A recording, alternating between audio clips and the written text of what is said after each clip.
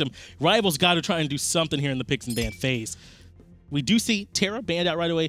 Literally no surprises there. No surprises at all. Very safe ban. Yeah. But it is surprising that EANIX were the ones to ban it considering their first pick, right? Normally you're the ones that want to try to get that god for the control. And look at that. Rival banning out the Sobek EANIX. That's a huge boon for them, being able to force the hand of Team Rival, who felt like they just couldn't handle the initiations from Dinosaur. Ardio banned out, nothing big there, and Geb also banned out for Team Rival. Two safe support bans. Really afraid of Dinosaur the way he was playing in that last game. I would be too.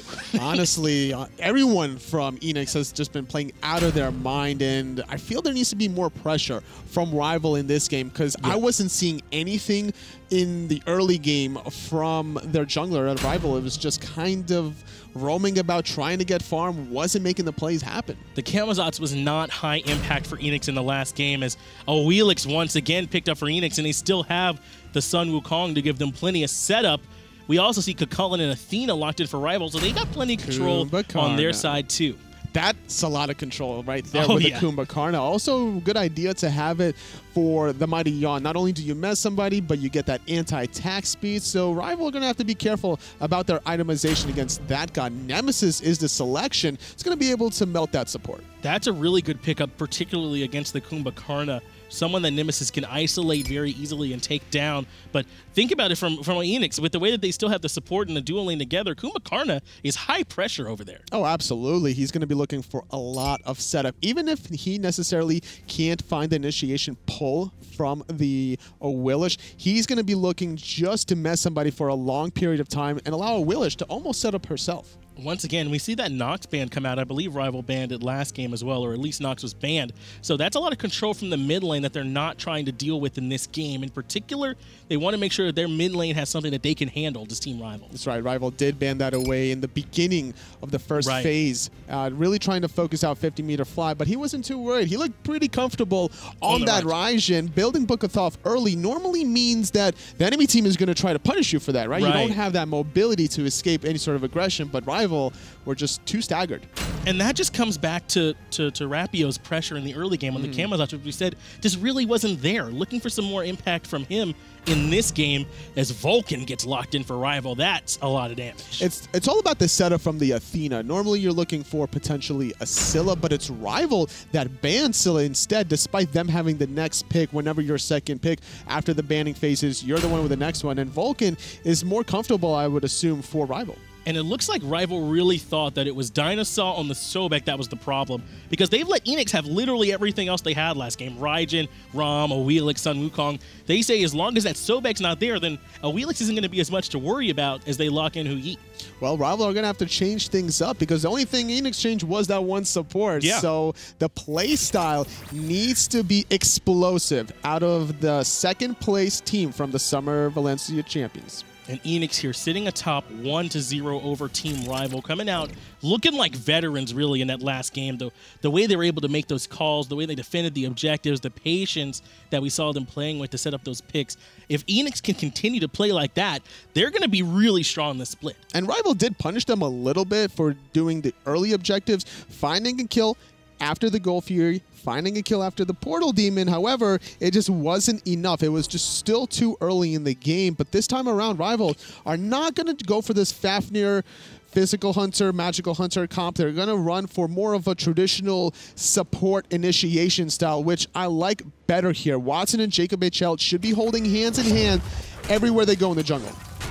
Vulcan, though, still is someone that could be objective mindset, especially with that turret, the way that it does great damage to objectives, especially the Gold Fury. His ultimate is really strong confirm as well. If you time it well, it can certainly function like an execution for them on it, as EANIX take the Fire Elementals with their high pressure in mid. Well, speaking of execution on objectives, yet again, Predators going for the Hog. It's nice idea, trying to strip away blue buff, and then trying to find the execution on that Gold Fury Fire Giant. We'll see if it plays an impact on the later stages. Despite it not going so well for him last game, or at least in the early game, he does decide to run that Hand of the Gods back. It's EANIX, though, with the pressure in the dual lane. They're going to come over and try and start up these Oracles, actually baiting in Jacob HL, but looks like Jacob HL is doing all right. He'll be fine. He's sitting pretty level 3. It's actually Dobson that's going to try to get EANIX to force them to make this rotation happen. Yeah, right now the Gold Fury, good ricochet from Dobson. That's going to set up the split so that neither side gets the vision, but doesn't give it up to Team EANIX. So Dobson showing he's comfortable on the Hui. So far, so good for both of these teams. No one taking a split quite yet. As Predators has learned his lesson from the last time, respecting the early game from a Kukulkan that's being played by Gnome. In this game, we're seeing Rapio on that Nemesis. So Nemesis is another one that I hope that we see him play a little bit with more pressure than he played with in the last game. Nemesis ganks onto 50-meter fly, in particular, onto Dinosaur we talked about, really could be devastating in the early. Especially considering 50-meter fly yet again. It's going for that Book of Thought Rush. He's going to be delayed with the boots. Wouldn't be surprised, though, if he opts for an early Wing Blade, trying to just counter the ultimate from Rapio. And since Predators went for that Hand of the Gods, there's only one sprint early on the side of EANIX, so those slows coming out from Rapio are going to be just that much more devastating. If Dinosaw's not a part of the engagement, they don't really have a way to cleanse them. They'll just be slowed. I'm not too worried for Rapio, though, despite the sprint for Dinosaur, simply because of the cooldown. Nice ultimate out of Ozra, getting that first blood. That's what getting to level 5 first will do for you, and Ozra gets up that kill. Predators is the one that ends up getting credit for it, though. And now it's Gnome who takes the early spill in solo lane. So I'm sure Predators is happy. Just not really respecting the potential for level 5. Sometimes when you're level 4, you have to look at your own experience bar when you're in a wave. If you're 4.5 and you know you can't contest this next wave, chances are your opponents are going to hit 5 off that wave. Not respecting the potential level 5 play, Gnome takes the first spill. Using your own experience bar to gauge where your opponents is and how likely they are to hit level 5 is something we expect from these high-level solo laners. Not doing it there were Gnome and Rapio, and they end up getting punished by a Wheelix, who's now going to be about a level up over Rapio, and the same for Predators, as Gnome's still not level 5. And this is a very scary god to give a lead to. And Awilish can just carry the game by herself. The damage is just very high, not to mention the cooldown's very low on that Feather Step. We saw it last game. It kind of felt like Osric was the one that was the real problem for Team Rival. They felt like the setup from Dinosaur was a little bit too much, but Osric was also blinking in and getting tons of setup. As you said, timing the Feather Step very well in those engagements too, so that's something he'll be able to do even without the Sobat. Rival already with this first spill are down about 800, almost 1,000 gold, heading into the 4-minute mark. It's not too bad right now, but we saw what Rival did with their lead. They tried to ward everywhere in the map. They didn't really do anything, but this time with EANIX, the way they've executed in the mid to late game, the last game, I'm really assuming them to kind of take charge, at least in the warding category, and start going for these objectives once we're seeing Rob potentially a level 9. We're seeing that the Oracles are about to spawn back up, but Watson is backing here. And he does end up choosing to stay. So that means now 50-meter fly may end up having to come over here and contest, as right now Jacob HL is the only one that's in position. He's already getting started trying to get those objectives down. I think Osric was either spotted or heard behind that wall. Both players from Rival really respecting the potential gank. We're seeing some wards there. If I look at the mini-map, those both are from EANIX, so Rival weren't really spotted over any sort of vision, so good map awareness out of Rival. That way they can avoid letting this Osric get further ahead on the Awilix, which we saw be such a nightmare for him in the last game. At least able to secure his own speed buff over here, though, is Osric, and he'll be able to use that to potentially set up a little bit more on Watson and try and set up a knockup for him. Gnome sitting really far back. He's in radius to get the melee experience. So as long as they die, whether or not he gets a last hit, he'll still get the partial last hit credit for the gold and the experience. It's better to get that partial gold and experience than to die and miss out on a whole wave. And it looks like EANIX has recognized that their pressure is on the solo lane side. That's where they've chosen to put their wards, and it's Rival, the one with vision over on this side of the map on the duo side. Finally, though, after this last back and coming back out, they do have a couple wards on that top side now to try and help spot out some rotations and keep Vaporish a little bit safer over here in the duo lane. Normally, whenever there's this much pressure, hold that thought, though. Rapio's forced to go into the beads. You're going to escape for the moment. Nemesis ultimate onto Osric, but it's Rival disengaging. Pressure is the name of the game. Predators very deep into the jungle of Team Rival, and now that's a long cooldown that Rapio's going to have to sit on another 146 seconds on his beads. And the beads, even for Watson, were using that engagement too. Actually, 3 relic cooldowns were used. That's actually a pretty big win for EANIX if they choose to start up another engagement. Not too many defensive options for the Chaos side. The rest of EANIX trying to look to something on the right yet again. Really abusing Gnome. That's 1 level behind. 50-meter fly even making this rotation. And as I was going to mention earlier on, is whenever there's a team making this much pressure on one side of the map, you normally want to do a tug-of-war battle and put the same amount of pressure on the opposite side, but Rival not going for on the left. Dinosaur completing the 75 stacks, going to get extra health on that Lonos mask. And look at EANIX. They've gotten to about a 1,500 gold lead just from the control that they have here on the map so far. We're about 7 minutes or so into the game. That's showing that they're the ones getting those neutral camps like the fire elementals. They're the ones pulling off the invades, and Rival are already on the back foot. Early on in this game, EANIX are just looking good. It has been looking good. Nice little stun from Dobson. It's going to do a little bit of damage as it forces the health potion out of Vaporish Coast. Not able to really make anything happen. Dinosaur's just going to mez and walk away, and this is something that EANIX are going to be relying on heavily, is the engages from Dinosaur. Dinosaur has a lot of options at his disposal to set up those engagements, so I agree that's where we'll be taking a look at. He did choose to go with the sprint, so it's not as if he'll be blinking in just yet, perhaps at level 12, but that'll be something that'll allow him to either disengage or engage. Now that I'm thinking about it a little bit longer, it's actually probably going to be Ozric and Predators engaging and penetrating that backline and having Dinosaur stay back and peel for his hyper carries in that late game. As good as the engages from Akuma Karna are, the peels are even better. The peels are even better, and we saw Predator set up some nice knockups for Ozric last game, so it's certainly something that they feel comfortable with. But take a look at this solo lane side. Predators really has had the pressure on Gnome over here. His tower already down to about half health. It's not that big of a deal. Even if that tower were to go down, that would probably favor Gnome, because now he can just last hit. He doesn't have to push the wave and try to make that rotation. The game would slow down quite a bit, at least on the right-hand side, and it would speed up around the Gold Fury. That would see Predators freed up to make a few more rotations at least, so maybe be able to be a little bit more a part of some of these engagements, as finally some of those relics we saw Rival forced into in the last engagement are back available for them. So now Rival might feel a little bit more comfortable trying to get an engagement started up themselves. But it's going to be against 50-meter fly. That's almost finished stacking the Book of Thoth, having pen boots. They missed their timing window to try to abuse the lack of mobility on 50-meter fly in both games thus far. And again, that's Rapio playing kind of passively, it feels, maybe a little bit, just not looking for too much. Is it a misplay? Is he waiting for a bigger opportunity? What are we seeing at it? It's unforeseen circumstances for not only Rapio, but for the rest of his team. Gnome getting first blooded is never a good thing for any jungler. Your solo lane collapses, jungle soon to follow, followed by middle after the fact. But forcing a team fight around the speed buff is not something you want to do as a nemesis. Just try to help out your hunter. You're having a Hu Yi battle against a Rama. As long as you can shut down the Ram from getting safely to the mid to late game, that Hu Yi can just control the rest of the mid game himself. Rapio is a good bit behind Ozric in that jungle lane too, so to your credit, it is difficult for him to try and go have any kind of pressure on the map. Ozric, we already know, very capable of using that at EANIX to make a lot of problems for Team Rival, but now we're sitting here, it's 9 minutes, 45 seconds in. EANIX still sitting up 1 kill to 0, so hasn't been a whole lot of action as far as kills are concerned, but there's been plenty of trading out, plenty of objective control coming out from these two teams, so I wouldn't say that it's been slow at all.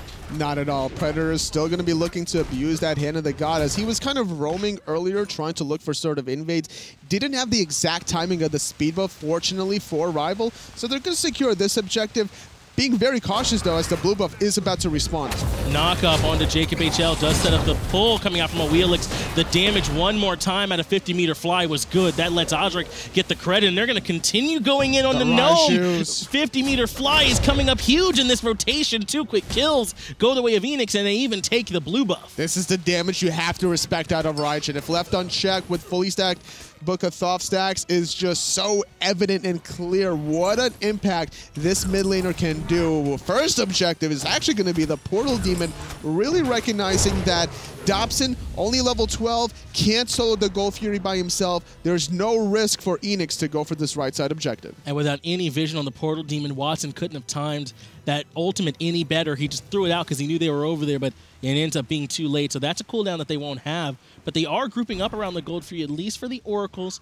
trying to establish some vision, but that was right when the Portal Demon spawned, totally. They cleaned it up quick. It's all about the pressure from EANIX now. They just haven't let go of any of it. On the right-hand side, we're seeing Predators and Osric just constantly take away buffs, take away the life from Gnome, and with this one-level lead for Predators, he's able to back now and get that second Relic Shell to even force more engages potentially around this Gold Fury. And this game, I think, especially game one as well, is a really good example of how important that domino effect is. The early game going a little bit in favor of EANIX because they get the early kill onto Gnome means that Rapio ends up behind. So now Rapio can't even put pressure onto 50-meter fly. Not necessarily kill him, but at least force him back, at least makes him think in that lane, and now he can rotate in and do tons of damage. And he's also going to be able to proxy between that Tier 1 and Tier 2 from Predators. Not able to find the knockup is Osric. I like the attempt there. And for Rapio, though, with this 2-level deficit, Nemesis is not the most fortunate god to be from behind. You're basically going to be considered an ult bot, trying to melt somebody down with just your ultimate. You don't want to be in the thick of things if you're behind that experience in gold because you don't have the health or the protections. And there are some gods who can still do, I mean, because we say that you really don't want to be behind, but maybe gods like say Unbot or Odin can still do the main thing that they do, Thor, even if they're behind. Mostly what they provide is setup or control, but Nemesis, who's really looking to try and shred out a specific target, get a lot of extra HP from that shield from those levels, won't have all that available. 3-on-3 in the mid lane. Just staring at each other down. No one really wanting to cross that imaginary mid line. EANIX with a very comfortable 3,500 gold lead, really building off of this compared to the last game. They didn't go too ham in that first game, but this second one, it's just been non-stop. This Willish has been non-stop relentless. In particular, the relentless one, I believe, is Predators. Just no respect for Gnome over here in that soul lane up proxying between the Tier 1 and Tier 2. Now he's got a chance to come in on the backside of Watson here in the middle lane, but he does end up backing off. I think he's standing right on top of a ward from Rival, so they would have recognized that was coming. There's two reasons why you want to proxy between Tier 1s and Tier 2s as a soul laner. Number one, you want rotations to happen. You want to bait the enemy team to go to your lane so your team can get the Gold Fury. Level 14 Sun Wukong with Height of Urchin, Gladiator Shield, very difficult to lock down. Second reason you want to proxy is to be able to clear the way first before your opponent and then make that rotation happen, making the impact first. Over here in the dual lane, there could potentially be trouble. Dobson very low. Osric and Vaporish Coast not able to clean up a kill or anything there. And actually, Dobson able to get out without having to use even a relic or his ultimate. So playing very safe was Dobson. Osric used that ultimate, but not able to really find the pull there like you were talking about. Gold Fury is going to get engaged on by EANIX. Watson could throw out that ultimate. A good engage from Jacob HL, forcing the reset. He got 2 pulled in, but it was the immediate follow-up from 50-meter fly that blew him up. Watson, though, coming up big with his own ultimate, lets him trade 1-for-1. Now Osric goes back to base, and that's an important member that EANIX are going to be missing. Favoring out Rival in this 1-for-1 exchange. Support for the jungler, but not only that, the support is the Athena, so she can use her ultimate when she revives, making the rotation before Osric will. That's right. Defender of Olympus means Athena can be a part of that engagement much faster. EANIX, though, were definitely looking for that Gold Fury. Look, they committed 4 Sentry Wards to that Gold Fury pit in the surrounding areas just to make sure there was no way Rival could have any vision, but Watson was on the mark to slow down that aggression. But Watson had no mana. He had to back on out. The rotation for Predators is here. Gnome's not quite there. Dinosaur's going to mez and root Dobson in place. That Defender of Olympus is so far away, there was no possible way to force that reset. Predators also had the hand of the god, so even if they'd been closer, likely wouldn't have happened. Predators here, though, under a little bit of trouble. Ricochet is off the mark, and Predators able to get out scot-free. Now EANIX are pushing their advantage on the map and forcing that issue on the Gold Fury. Despite the 4-on-4 earlier on, it was technically a 4-on-3 since Watson had to back. Without any mana, your Vulcan player is just essentially useless. Not having the necessary mana is the reasoning why 50-meter fly is able to just make the plays happen, and the risk paid off here. He got the Book of Thoth stacks fully finished now, whereas just now Watson's trying to build them up. And the shot calling from EANIX has been so crisp this game. We pointed out that there was the aggression from Ozric and Vaporish Coast on the duo lane onto Dobson. Well, they don't get the kill, but Dobson has to go back to base. They immediately go for the Gold Fury, recognizing that they're going to have the man advantage, so it's so clear what their plans are. And then off of that one simple play, because of that Gold Fury bait, they bait out so many cooldowns and ultimates, specifically out of Watson, that they could just go for round 2 because of all the pressure that Predators has over Gnome, able to make that rotation happen before. And now the grouping up from EANIX is around the Portal Demon. They successfully forced a fight around that Gold Fury, and that's netted them about a 5,000 gold lead, and they want to use to secure one more objective and start a fight. Jacob HL and Gnome are trying to establish the front line, but that's going to be the engage coming out from Team EANIX. They go right up into the air, does 50-meter fly to get the return damage. Watson drops the ultimate, but really doesn't get much out of it, and Predators is up on the somersault cloud. Forced to disengage, but it's Predators on the hunt, stunning him with the Tiger, trying to slow him down with a Master's World Cudgel, not available to secure the kill. But that's going to force Gnome out of the fight, and 5-on-4. The rest of EANIX going to comfortably walk away as they secure the Portal Demon. That's what Predators was able to do, go that far forward and zone out everyone from Team Rival. So even though they don't get any kills, I mean, they get the objective. Now they'll be able to back buy items, get fully healed back up, and come back and make a push. This Tier 1 tower in solo lane looking particularly juicy with barely any HP. There's no remaining objectives really to have except the Fire Giant now. It's the time to start knocking out these Tier 1 towers. Predator's going to follow up. Nice taunt to disrupt some of the flow coming out of EANIX. The pull is good. Once again, Ozric is being a menace in this engagement. Put the pull over the wall. Dinosaur right here to try and get the lockdown, but the defender of Olympus to make her CC immune comes out from Jacob HL. She's going to get out of dodge. Not able to really use that later on now with that defensive cooldown. The rest of EANIX looking to play aggressive in that solo lane. Like you mentioned before, that tower on its last legs. They're going to sneeze on it, secure another 500 gold. And if I'm in the Xbox Console League, there's no way I'm letting Ozric pilot a Wheelix again. Never He's again. been playing lights out on it. The pulls have been perfect. Not just that he's hitting him off the knockup, but where he's positioned in the fight is displacing the members of Team Rival so well. Now, if you're not going to ban the Willish against Ozric, if you're seeing a Solo Kong first pick, you might as well take that option away from them. Dinosaur blinks in, trying to get the setup for 50-meter fly, which is done so well. Watson ultimate is in the air, and it's landing into the team fight, but doesn't get too much damage. Once again, the knockup's able to come out, and Gnome is up into the air, but Dobson wants to come in and try and help chase down Predators. Ozric so good about engaging and disengaging, not able to find any kills yet because of the disengage options from Dinosaur, the Mez, the Root, the knockup from the ultimate. It's so hard to chase anyone from EANIX. They were at least able to get that Tier 1 tower in mid as well as the Tier 1 tower in solo lane, but it's Rival who are looking for the 3-man taunt coming out from Jacob HL. The ultimate from Dobson immediately follows up and puts a lot of damage in, but it's Predators who gets the double kill thanks to the damage from Vaporish. The Snipes were setting up that double kill, trying to run away in the left side mid Harpies. 50-meter fly, though, was disrupted as he tried to charge that, but he's able to lock down Rapio. 3 dead on the side of Rival. EANIX, they were the ones that were running and disengaging, but they're actually the ones getting credited with all these kills. Rival getting just a little bit too aggressive there, and we saw Ozric make, if you want to call it a mistake, the only one I've seen him make so far. He tried to get the ultimate onto Dobson while he was jumping up over the wall, but just a little bit off the mark. But either way, EANIX sitting up 7-1 with the kills, sitting up 7,000 gold, have all their towers still standing, and now with the Gold Fury respawning in 25 seconds, they're the ones with control. Very difficult for Rival to really find their footing in this game. I think that they took too big of a hit in their previous game, and it's taken its toll on them mentally here. That's a big thing, not only in the console scene, but in the PC side of things as well. Is this tests your ability as a player just to bounce back. Some teams thrive off of that kind of stuff. Like if they lose the first game, they get angry and they come back firing in game number 2, but this doesn't seem to be the case for Rival. And I think it hurts so much that they gave up that kill in solo lane early. If you're trying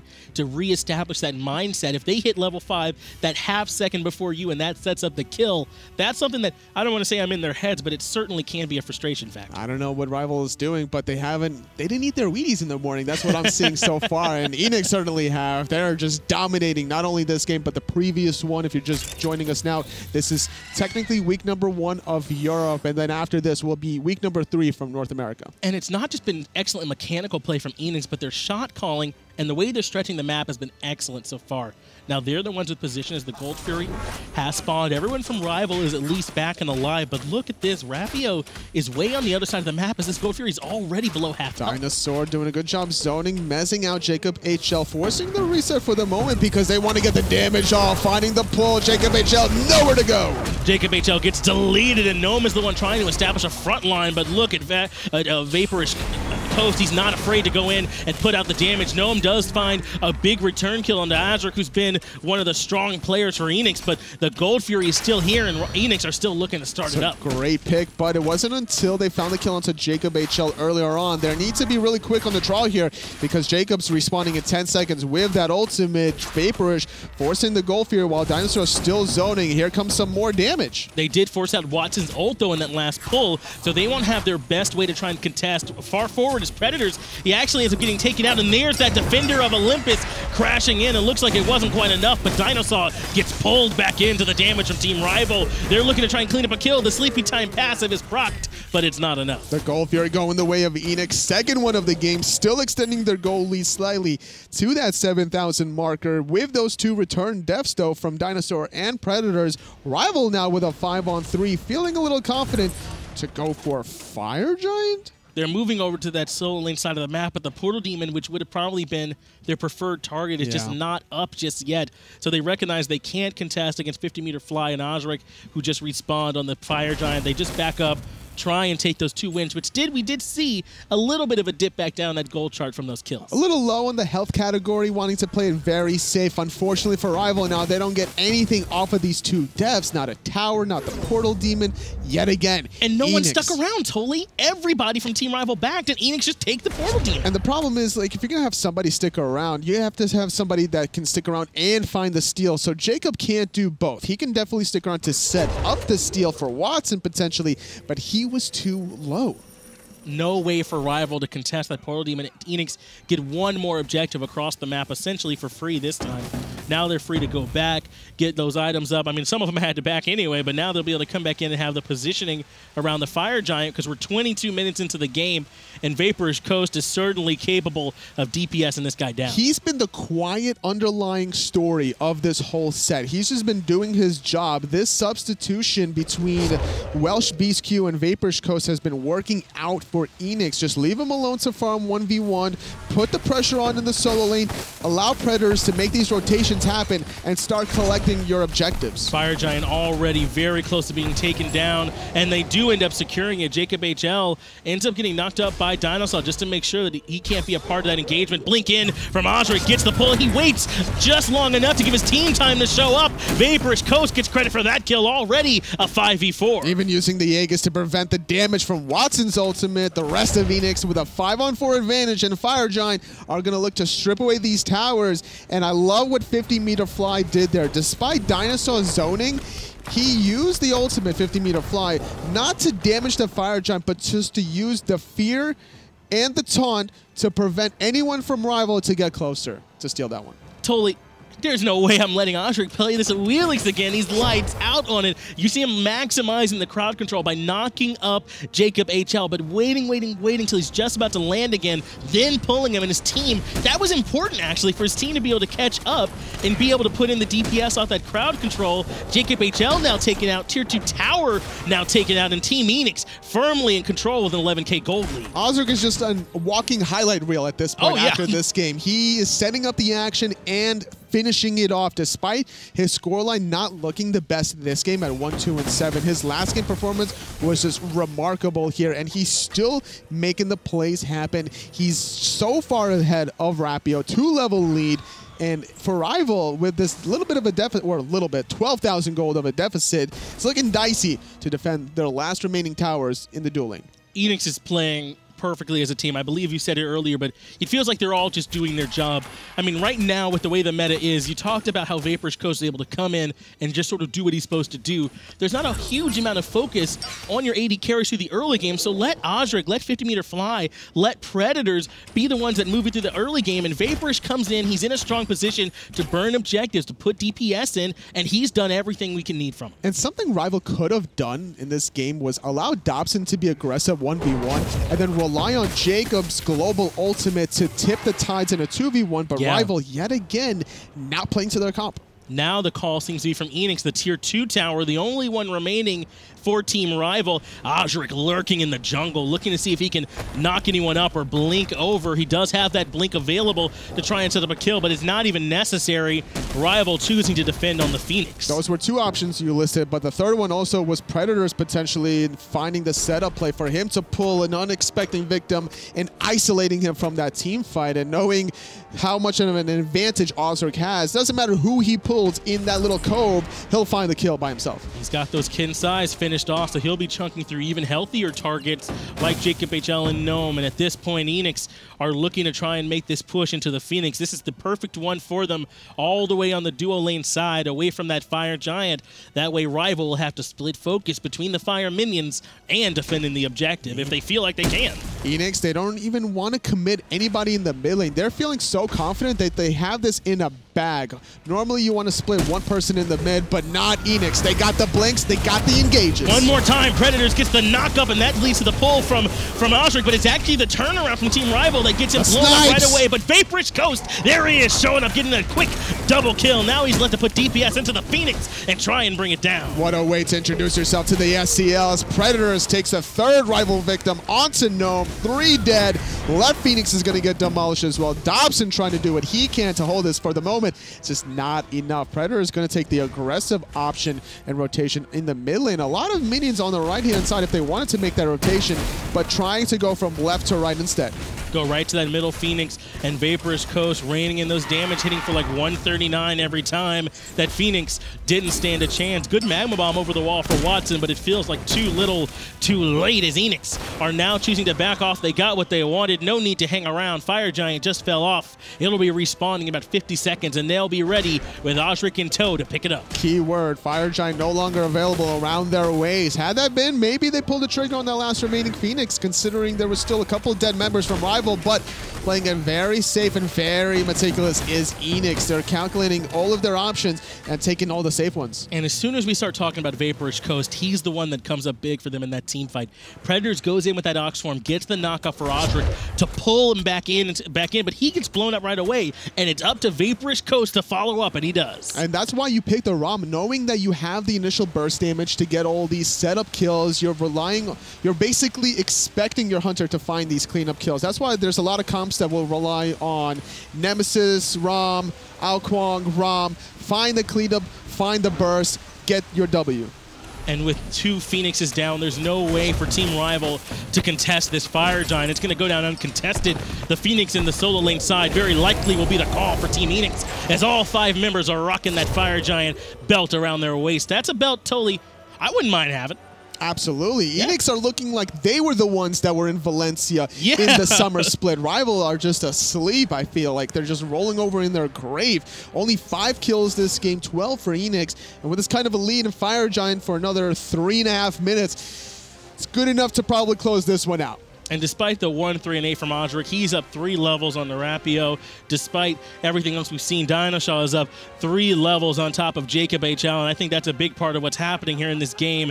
Osric is going to be setting up to try and pull one more member into the backline. Rival haven't had an answer for this Awelix all set long, and I don't see how they can start one now. Now, sometimes some teams get off to a slow start in console or the PC side of things. So Rival, considering how much veteranship combined they have in their team, I'm still expecting them to take both of these losses, assuming that they will lose here probably, and find a way to come back in weeks number 2 and 3. Dinosaur does go in for the blink, and look at those fire minions. They're pushing into the Titan room. Goes in for the blink, does Gnome, but he immediately gets turned around. Watson ultimate does at least hit 2, but it's not going to be enough. Vaporish Coast up in the air, looking for the snipes. He's able to rain him down to the back line, only hitting 2, but there's the pull from Osric. Jacob HL's already down. No, you don't, says Osric. Come back here, Jacob. Titan at 50% health. Right side Phoenix very low, but EANIX don't care. They want this last objective. 2 for 0 for EANIX. They look